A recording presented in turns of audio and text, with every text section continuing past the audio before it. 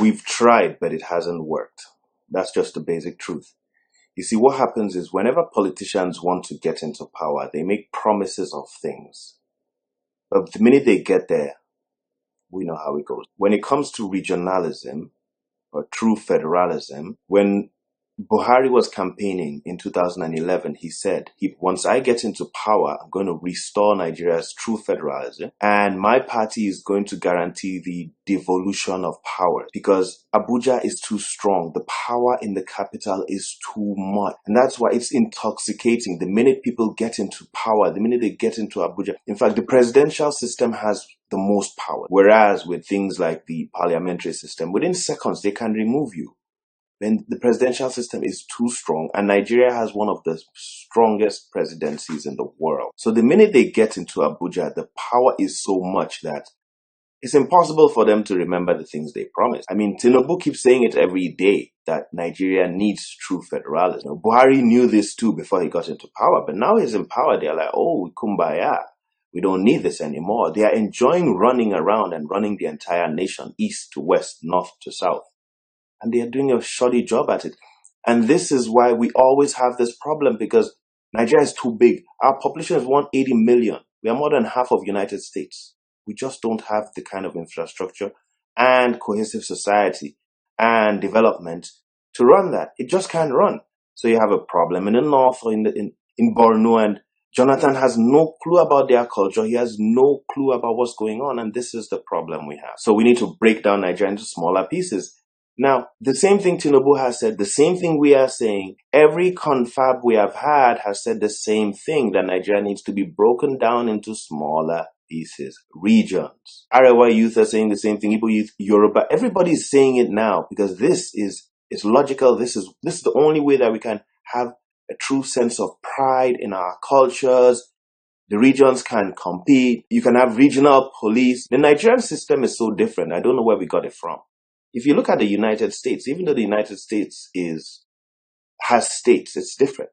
The states are like regions. They are autonomous. They have their own government. They have their own policies.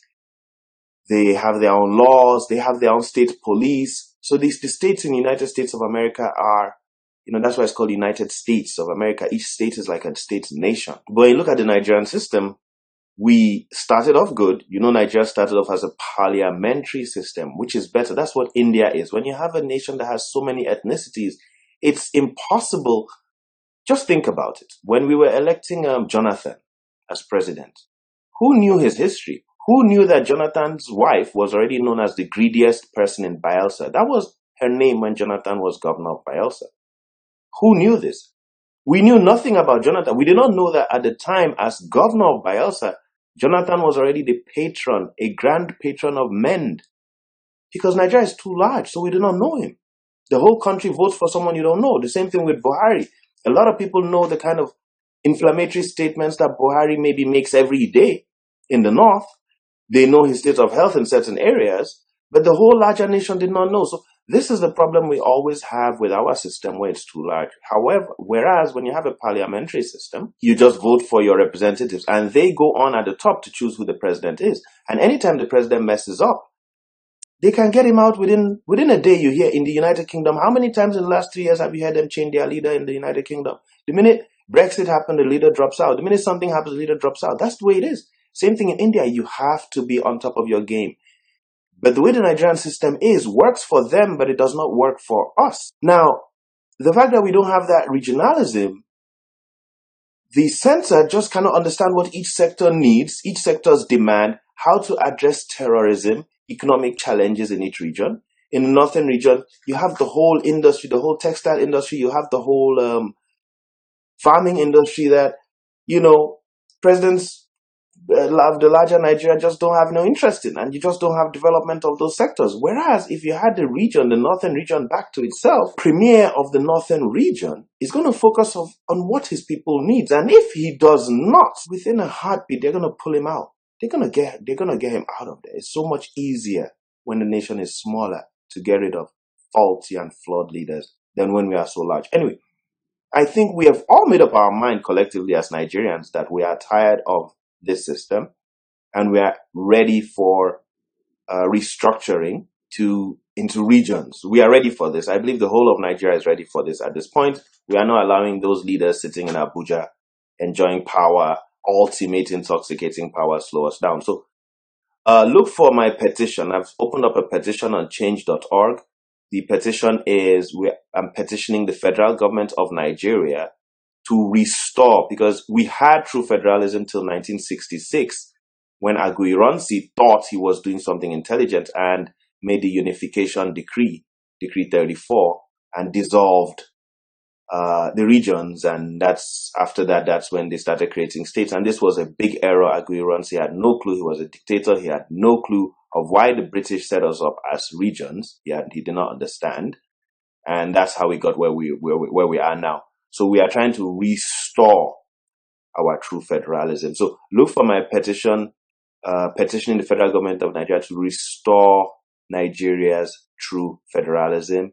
If this is a YouTube video, then the link will be somewhere at the bottom. Otherwise, just Google it. And please sign the petition and share it. I'm not the type of person who, if and when I become leader by God's grace, it's then that I'm going to start doing stuff. Let's start doing this stuff from now. Once we can get hundreds of thousands of signatures, we can carry this petition ahead to court. We can carry it ahead to the court of public opinion through the media. We can carry it to the global press. And then everybody's going to know that these tens of thousands of Nigerians have demanded for true federalism, have made this demand, and the Buhari Osinbajo government is refusing to listen. And in that way, we can pressure them for us to initiate the process. Referendum is not even necessary anymore. For us to initiate the process of arranging how we are going to split Nigeria up into, productive and prospective and promising regions. So look for my petition, Federal Government of Nigeria, restore true federalism.